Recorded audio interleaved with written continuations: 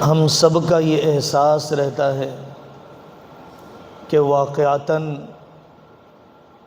چھٹیاں جیسی گزرنی چاہیے، فرائض کا اہتمام، صلہ رحمی، شریعت کی پابندی، اپنے علاقے کے علماء کی خدمت میں حاضری، اپنے ابتدائی اساتذہ کی صحبت میں جانا، یہ جیسا ہونا چاہیے ویسا نہیں ہو پاتا ہے، بلکہ اس کے خلاف اللہ نہ کرے طالب علم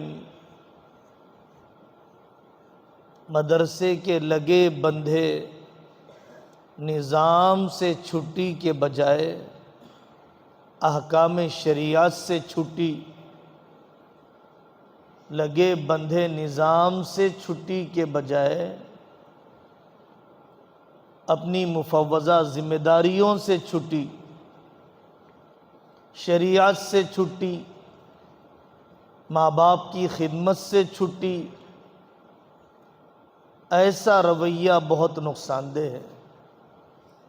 اس لیے میرے عزیزو، ضرور ہمیں چاہیے کہ ہم استغفار کریں۔ برتن کو دھویا جاتا ہے، پھر اس کو کھانا ڈالنے کے قابل بنایا جاتا ہے، دل کو اللہ والے علم کے قابل، ذہن و دماغ کی صلاحیتوں کو مدرسے کے معمولات کے قابل بنانے کے لیے استغفار کرنا چاہیے۔ دوسری بات جو اس موقع پر عرض کرنا ہے، پورا نظام آپ کے لیے کام کر رہا ہے، سب چاہ رہے ہیں آپ جید حافظ قرآن بنیں، آپ مستند عالم دین بنیں، فراش جھاڑو مارنے والے سے لے کر ناظم صاحب اور شیخ الحدیث صاحب تک اپنی زندگیاں وقف کر چکے ہیں، واقعتاً وقف کر چکے ہیں، جزیرے میں منتقل ہو گئے ہیں۔ 24 گھنٹے اس غم کے سوا کوئی غم نہیں ہے اس چہار دیواری میں کہ آپ بن جائیں۔ ناظم صاحب ملکوں کے اسفار، ضروریات کی تکمیل کرنے کی فکر، اساتذہ اپنے خاندانوں سے دور، مختلف حالات کے باوجود اپنے ماں باپ سے بھی دور، اور معمر اساتذہ اپنے پوترے نواسوں سے دور، اسی مشن پر سب متفق ہے، آپ بن جائیں۔ اگر پوری دنیا چاہ لیتی ہے، آپ نہیں چاہتے ہیں تو کبھی بھی یہ خواب پورا نہیں ہو سکتا ہے۔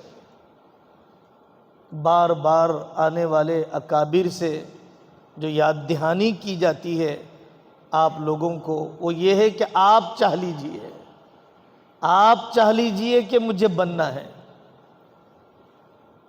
مدرسوں میں تقریباً سبھی جگہ کتنی مرتبہ باسی ناشتہ کھلایا جاتا ہے، کتنی مرتبہ دوپہر کا کھانا 4 گھنٹے 3 گھنٹے مؤخر ہو جاتا ہے۔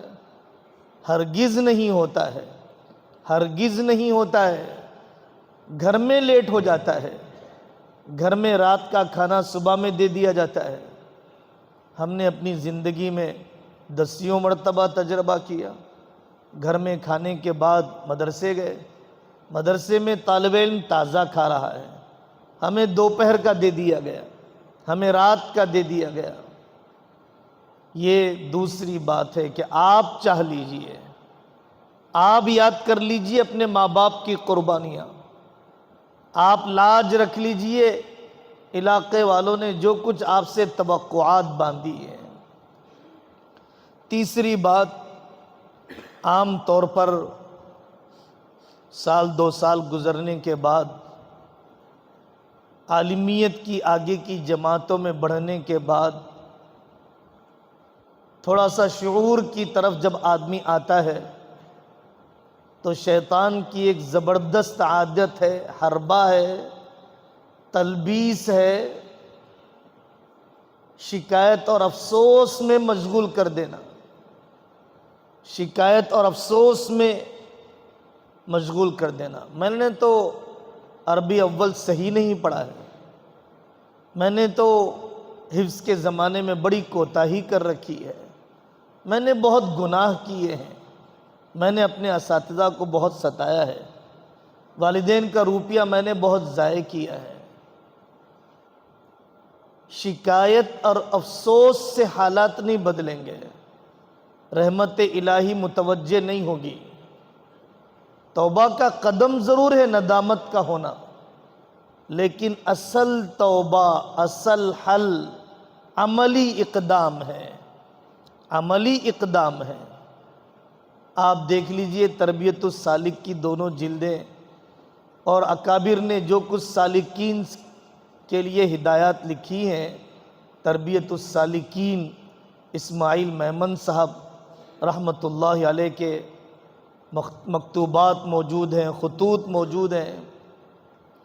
جب بھی کوئی مرید شکایت کرتا ہے، میری تو فجر چھوٹ گئی، میری تو تہجد چھوٹ گئی، میرے تو معمولات چھوٹ گئے، اسی غم میں مزید عبادتیں چھوٹ رہی ہے، صحت کمزور ہو رہی ہے، یہ بہت نقصان دہ ہے۔ عملی اقدام کی طرف آئی ہے۔ اللہ کی ذات بہت کریم ہے، توبہ قبول کر لیتے ہیں، حسنات سیئات کو حسنات سے بدل دیتے ہیں، سالہ سال کی کوتاہیوں کی تلافی کر دیں گے۔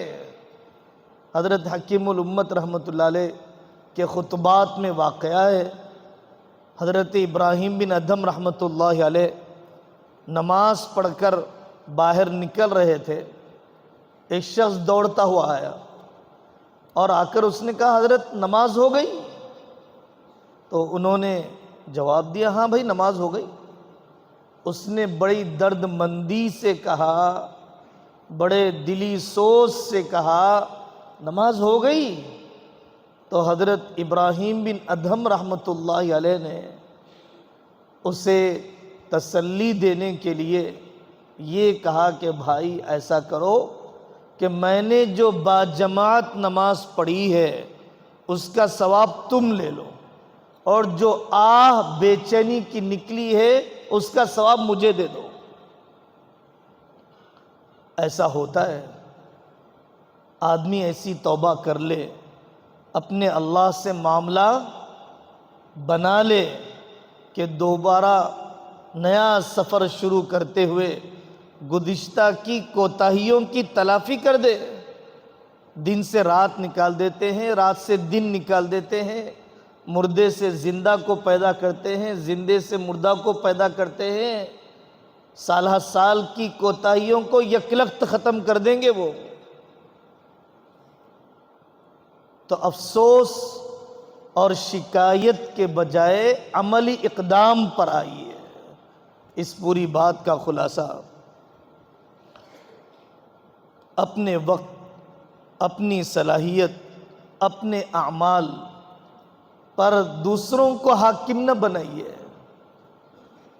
انسان نام ہے اس کی زندگی کا، انسان نام ہی ہے اس کے وقت کا۔ میں نے اپنے وقت پر اپنے دوستوں کو حاکم بنا دیا، آپ جدھر لے جائیں گے میں ادھر چلوں گا۔ میں نے اپنے اعمال پر دوستوں کو حاکم بنا دیا، غیبت کرتے رہیے آپ، میرے اعمال برباد کر دیجئے۔ میں نے اپنی مالی صلاحیتوں پر دوستوں کو حاکم بنا دیا، میں نے اپنی قیمتی پونجی پر فون کو حاکم بنا دیا۔ فون مجھ سے کھیلتا رہے، فون میری تنہائیاں چھین لے، غصب کر لے، رات کے اعمال بھی غصب کر لے، صحت بھی غصب کر لے، لوٹ لے میرے جذبات کو، تو بہت بڑی حماقت ہو گئی ہے تو کہ آدمی اپنے اوقات، اپنے اعمال، اپنے اموال اور اپنی صلاحیتوں پر اوباش دوستوں کو حاکم بنائے، ناکارہ دوستوں کو حاکم بنائے، ناکام دوستوں کو حاکم بنائے، اسٹیئرنگ ان کے ہاتھ میں دے دے، اپنا رخ ان کے حوالے کر دیں۔ دیکھیے، جو طالب علم پڑھنے کے زمانے میں سب اکابر کا تجربہ یہی ہے، فضول خرچی کا عادی ہوتا ہے، قناعت پسندی نہیں ہوتی ہے، بڑے مقصد کے لیے جینے کا حوصلہ نہیں ہوتا ہے، وہ خدمت دین پر جم نہیں پاتا ہے، خدمت دین پر جم نہیں پاتا ہے۔ رزق تو تقسیم ہے، اللہ نے جو لکھا ہے وہ مل کر رہے گا، لیکن مزاج اسراف کا ہے۔ حضرت تھانوی رحمۃ اللہ علیہ ایک جگہ پر فرماتے ہیں، بخل اور اسراف میں، ان دو گناہوں میں اسراف کا زیادہ نقصان ہے بخل کے مقابلے میں۔ بخیل ہے، زکوٰۃ ڈنڈی مار کے دیتا ہے، واجبی حقوق میں کوتاہی کرتا ہے، لیکن اسراف والا، فضول خرچی والا، بری عادتوں والا، معیار زندگی کا متلاشی، اچھے کپڑے، اچھے جوتے، اچھے فون کی بار بار دوسروں سے موازنہ اور تقابل کرنے والا، ضرور یہ دوسروں کی جائیداد ہڑپ کرنے کی طرف بھی جائے گا، بہن کی میراث بھی کھائے گا، پڑوسی کی زمین پر بھی قبضہ کرے گا، لون میں بھی جائے گا، بینک کا بھی غلام بنے گا، مسجد کی تنخواہ بھی ناکافی ہوگی، مدرسے کی تنخواہ بھی ناکافی ہوگی، 3-3 لاکھ کی تنخواہ بھی ناکافی ہوگی، اپنی آنکھوں سے دیکھا ہے۔ 4-4 لاکھ کی تنخواہ کے باوجود ماں باپ کو دودھ کے پیسے بھی نہیں دیتا ہے، دیکھا ہے اپنی آنکھوں سے۔ اپنا مزاج کفایت شعاری کا بنائیے، اپنا مزاج قناعت پسندی کا بنائیے۔ ارض بما قسم اللہ لک تکن اغنی الناس، اللہ کی تقسیم پر راضی ہو جا، سب سے بڑا مالدار بن جائے گا، سب سے بڑا مالدار بن جائے گا۔ اللہ کی تقسیم پر راضی ہو جا۔ اللہ تبارک و تعالیٰ نے بہت بڑا انعام کیا ہے، دین، ایمان، شریعت، حقیقت ہے یہ۔ ان اعمی العمی الضلالۃ بعد الہدی، ہمیں وحی کا علم، تجربے کا نہیں، وحی کا علم جو حقیقت بتلاتا ہے، نفس کی حقیقت، دنیا کی حقیقت، آخرت کی حقیقت، گناہ کی حقیقت، سب ہمیں بتلائی گئی، لیکن اس کے باوجود بندہ عمل نہ کرے۔ صلہ رحمی کے نفع کو سنا پھر بھی قطع رحمی میں ہے، تقوی کے نفع کو سنا پھر بھی گناہ بازی میں ہے، تو یہ وہی ہے، ان اعمی العمی الضلالۃ بعد الہدی۔ سب سے بڑا اندھا پن یہ ہے، سب سے بڑا اندھا پن یہ ہے کہ آدمی ہدایت کے بعد گمراہی کی طرف جائے۔ اللہ ہی بچائے۔ بڑے بڑے اکابر کو دیکھا بہت ہی بے قرار ہو کر دعا کرتے ہوئے، ربنا لا تزغ قلوبنا بعد اذ ہدیتنا۔ ریموٹ کسی اور کے ہاتھ میں ہے، تاگا کسی اور کے ہاتھ میں ہے، قلب کی کیفیت کسی اور کے ہاتھ میں ہے۔ امی جان حضرت عائشہ رضی اللہ عنہا فرماتی ہیں، حضرت آقا صلی اللہ علیہ وسلم کو بکثرت ورد کرتے ہوئے دیکھا، یا مقلب القلوب، یا مقلب القلوب، اے دلوں کے الٹ پلٹ کرنے والے، حالات دل کی کیفیات کے بدلنے والے۔ میرے عزیزو، ڈرنا چاہیے کہ آدمی ہدایت کے بعد گمراہی کی طرف نہ چلا جائے۔ قرآن نے اشارہ دیا، بلعام بن باعورہ کا واقعہ، زبردست عبادت گزار، عورت کی لالچ، دولت کی لالچ، حضرت موسیٰ علیہ السلام کے خلاف بد دعا کر دو، زبان الٹی ہی چلنے لگ گئی، خود اپنی ذات کے خلاف بد دعا ہو گئی، تباہ ہو گیا، اڑان بھر رہا تھا، بلندیوں کی طرف جا رہا تھا، اللہ کی طرف، آخرت کی طرف، نیکیوں کی طرف، بندوں میں محبوبیت کی طرف، نبیوں سے قربت کی طرف، بجائے ان اونچائیوں کی طرف جانے کے، ذلتوں کے گڑھوں کی طرف، ایک حسینہ کی طرف، گوری چمڑی کی طرف، چند ٹکوں کی طرف، چند ٹکڑوں کی طرف، چند روزہ زندگی کی طرف، ملیا میٹ ہونے والے جسم کی طرف، گناہ کی وقتی لذتوں کی طرف. قرآن کی تعبیر بھی کر لیں، انتظار کریں.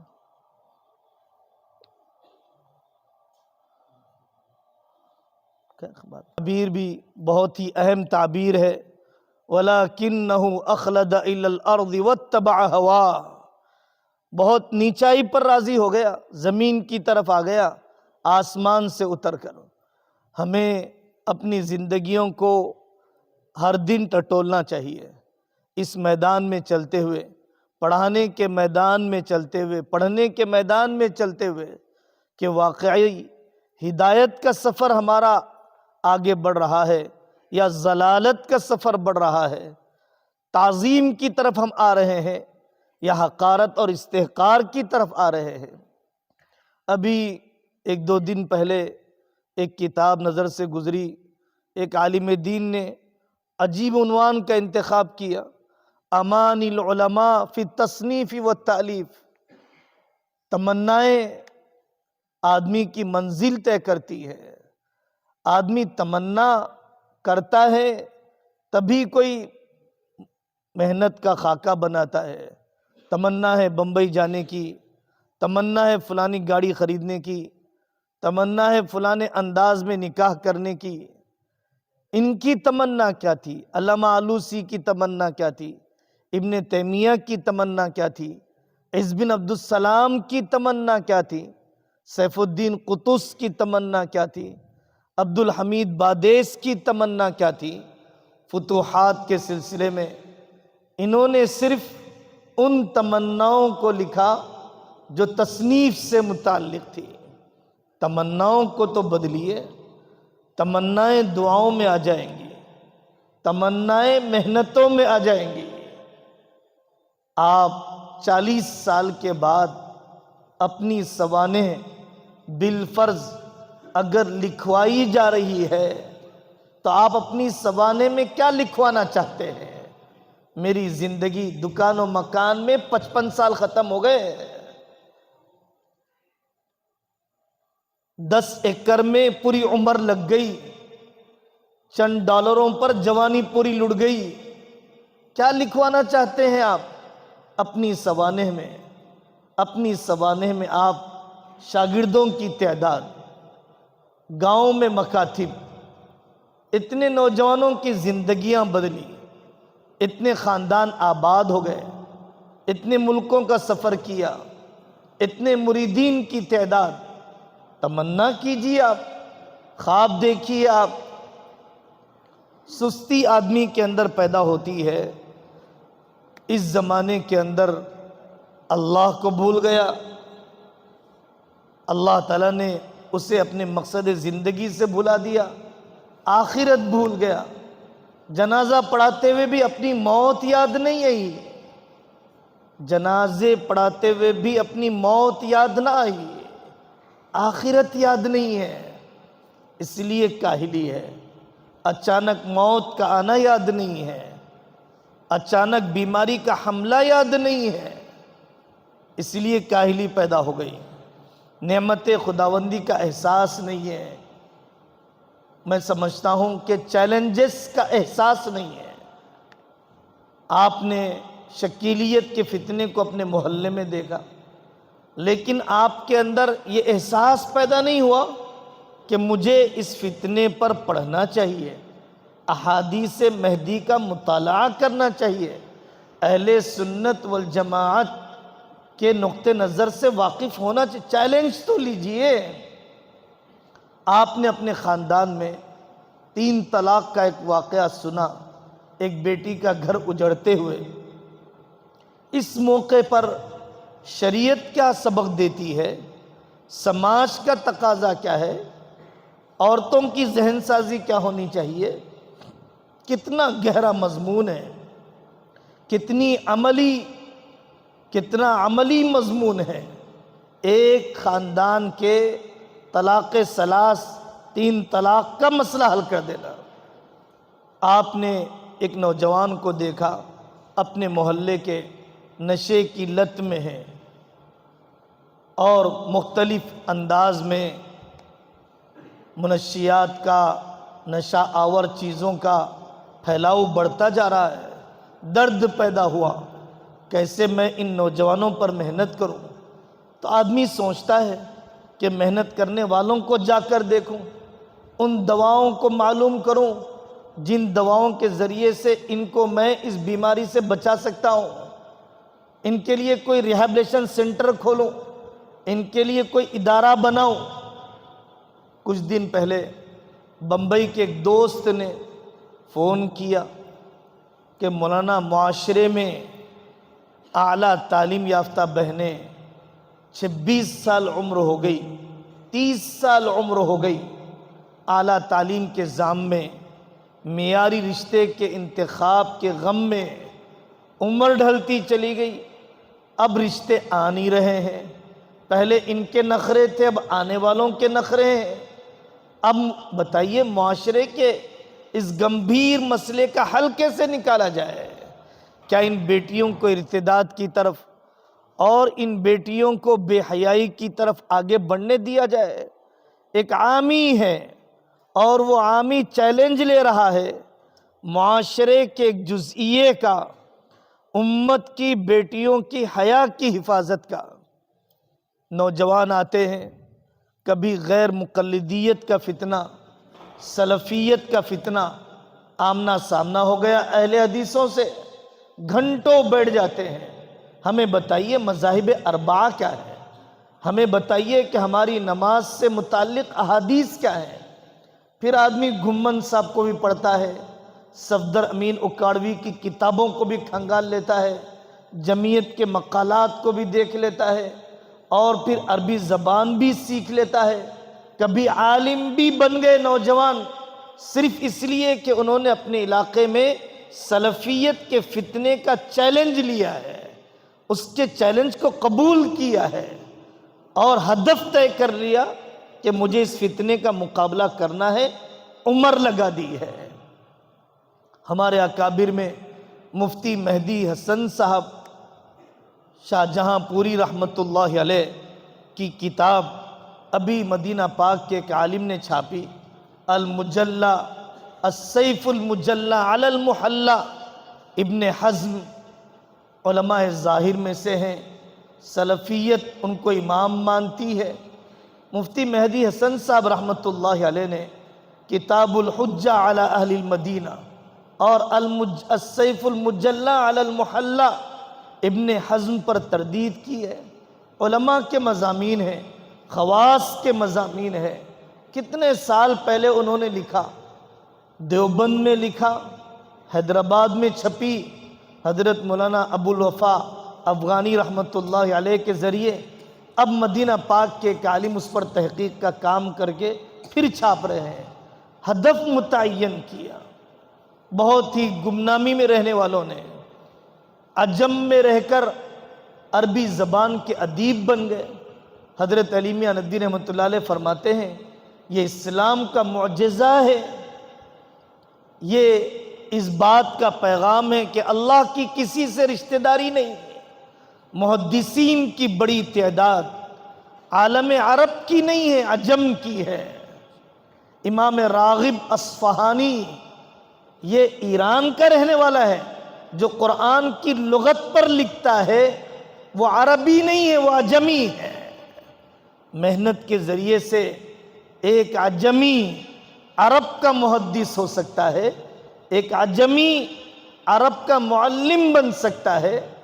آپ تعجب کریں گے، سعودیہ میں ائمہ حرم، سعودیہ میں قرات کا فن پڑوسی ملک کے مشہور قراء سعودیہ کے ابتدائی قیام کے زمانے میں گئے اور شاہی خاندان میں انہیں قبول کیا گیا. ان کے ذریعے سے پورے ائمہ عرب عجم کے ذریعے سے حرم میں بھی قرات کے فن کی اشاعت. محنت آدمی کو آگے بڑھا دیتی ہے. محنت کا اپنے آپ کو عادی بنائیں. سستی کاہلی پیدا ہوتی ہے منصوبہ بندی کے نہ ہونے کی وجہ سے. میں سنانا چاہتا ہوں حضرت الاستاذ مفتی سعید صاحب پالن پوری رحمۃ اللہ علیہ کا واقعہ جو خود انہوں نے سنایا. میں سوم کی جماعت میں مظاہر میں پڑھتا تھا. سائیکل تھی میرے پاس. سہارنپور کی کوئی گلی ایسی نہیں ہے جہاں پر میں نے آوارگی نہ کی ہو, جہاں پر میں نہ پھرا ہوں. طبیعت خراب ہو گئی, گھر واپس آ گیا. والد بھی بہت اچاٹ ہو گئے. والد اور دادی جان دونوں بیٹھے ہوئے لیٹے ہوئے بات کرنے لگے. میرے والد نے میری دادی سے کہا اب میں سعید کو پڑھانا نہیں چاہتا, میرے پاس پیسے نہیں ہیں, میں اس کو سہارنپور یہاں سے بھیجوں اور پڑھنے میں کوئی دلچسپی بھی نہیں ہے. مفتی صاحب فرماتے ہیں میں دادی اور والد صاحب کی بات سن رہا تھا, دل پہ چوٹ لگی. میں نے وہیں پر لیٹے لیٹے طے کر لیا اب مجھے زندگی کا کوئی لمحہ ضائع کرنا نہیں. لمحہ, گھنٹہ نہیں, دن نہیں, رات نہیں, کوئی لمحہ ضائع نہیں کرنا ہے. رات جیسی کٹنی تھی کٹی. صبح میں اٹھا اور میں نے اپنا سامان تیار کیا, والدہ سے ملاقات کے لیے گیا. والدہ نے جو پیسے اپنے بچت کر رکھے تھے 150 روپے مجھے سفر خرچ کے طور پر دیے. میں نکل گیا, مزار العلوم آیا. آنے کے بعد میں نے نحو صرف کی ابتدائی کتابوں سے پڑھنا شروع کیا. میں نے فجر سے پہلے, فجر کے بعد, اور وہ دن ہے آج کا دن ہے. 70-80 سال کی عمر میں فرماتے ہیں میرے ساتھی جانتے ہیں, میرے کمرے کے ساتھی جانتے ہیں, میرے معاصر ساتھی جانتے ہیں, میرے گھر کے لوگ جانتے ہیں کہ میں نے زندگی کا کوئی لمحہ ضائع نہیں کیا. تو میرے عزیزوں, منصوبہ بندی ہونی چاہیے. آسان کام سے شروع کیجئے, مشکل کام سے شروع مت کیجئے. ماحول وہ بنائیے جو آپ کے لیے قوت عمل کی پرورش کرتا ہو, کام کا جوش پیدا کرتا ہو. نئی کتابوں کا مطالعہ, تکرار کا شوق, مطالعے کا شوق, وسوسے آدمی کو تباہ کر دیتے ہیں.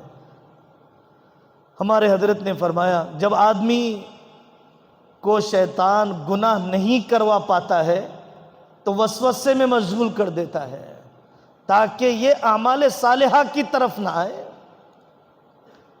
گناہ تو نہیں کروا سکا, ناک میں پانی صحیح چڑھایا نہیں چڑھایا, غسل میں 1 گھنٹہ لگ گیا حمام میں. میرا ہاتھ کوہنی صحیح دھلی یا نہیں دھلی, تو کوہنی دھونے میں 50 مرتبہ دھو لیا, پھر بھی شک باقی ہے. تو شیطان نے گناہ نہیں کروایا, وسوسے میں الجھا دیا, اعمال صالحہ کی طرف نہ جائے. حضرت رسول اللہ صلی اللہ علیہ وسلم کی ان دعاؤں کا اہتمام کرنا چاہیے. کیا دنیا کا سائیکٹسٹ جانتا ہوگا, کیا دنیا کے ماہر نفسیات علاج کریں گے جو حضرت آقا صلی اللہ علیہ وسلم نے علاج کیا. جب کسی کو گناہ کا وسوسہ آ جائے تو وہ دعا پڑھے الحمدللہ الذی رد کیدہ الی الوسوسہ, الحمدللہ الذی رد کیدہ الی الوسوسہ. ساری تعریفیں اس اللہ کے لیے ہے کہ جس نے شیطان کے گناہ کے وسوسے کو گناہ کے وسوسے تک ہی رکھا, گناہ کی طرف جانے نہیں دیا. وسوسے کا رخ بھی اللہ کی طرف موڑ دیا ہے. وسوسے میں بھی اللہ سے ملاقات کرا دی ہے اس دعا نے. اللہم اجعل وساوس قلبی خشیتک و ذکرک. جذباتی تعلق, اپنے حفظ سے جذباتی تعلق, اپنے نحو صرف سے جذباتی تعلق, اپنی انجمن اور تقریر سے جذباتی تعلق، مضمون لکھنے سے جنونی تعلق۔ حضرت مولانا وحید الزمان صاحب کیرانوی رحمۃ اللہ علیہ، میں نے کی ایک تاریخ کل اگر شروع ہو رہی ہے، آج سورج ڈوب چکا ہے، بیٹھ جاتے تھے طلباء کے ساتھ، بھائی دیواری پرچہ نکالنا ہے، دیواری پرچہ نکالنا ہے، مہینے کی ایک تاریخ آ چکی ہے۔ ایسا جنونی تعلق، ایسا جذباتی تعلق استاد نے شاگردوں کو بھی بنایا، شاگرد بھی بڑے باکمال تیار ہو گئے۔ اللہ تبارک و تعالی مجھے اور آپ کو عمل کرنے کی توفیق عطا فرمائے، اور نئے جوش، نئے حوصلے کے ساتھ سال کے باقی ایام زیادہ قیمتی، بافیض، مؤثر اللہ تعالی ہم سب کو بنا دے۔ جو کچھ کوتاہیاں ہم سے، آپ سے اپنی زندگی میں ہوئی اور ہو رہی ہیں، اللہ تعالیٰ اس کی تلافی، اس کا تدارک آئندہ کے لمحات میں فرما دے۔ الحمدللہ رب العالمین، اللہم صلی علی محمد وعلی آل محمد وبارک وسلم۔ یا ربنا یا غایت رغبتنا یا مأوانا یا ملجانا، ظلمنا انفسنا وإن لم تغفر لنا وترحمنا لنكونن من الخاسرين۔ اللهم الطف بنا في تيسير كل عسير، اللهم الطف بنا في تيسير كل عسير، اللهم الطف بنا في تيسير كل عسير، فإن تيسير كل عسير عليك يسير۔ اللهم إننا ضعفاء، اللهم إننا ضعفاء فقو في رضاك ضعفنا، اللهم إننا فقراء فأغننا، اللهم لا تكلنا إلى أنفسنا طرفة عين، اللهم لا تكلنا إلى أنفسنا طرفة عين، اللهم لا تجعل الدنيا أكبر همنا ولا مبلغ علمنا، اللهم كره إلينا الكفر والفسوق والعصيان، اللهم كره إلينا الكفر والفسوق والعصيان، اللهم آتنا اللهم آتنا بفضلك أفضل ما تؤتي عبادك الصالحين۔ وصلى الله تعالى على خير خلقه محمد وعلى آله وأصحابه أجمعين، والحمد لله رب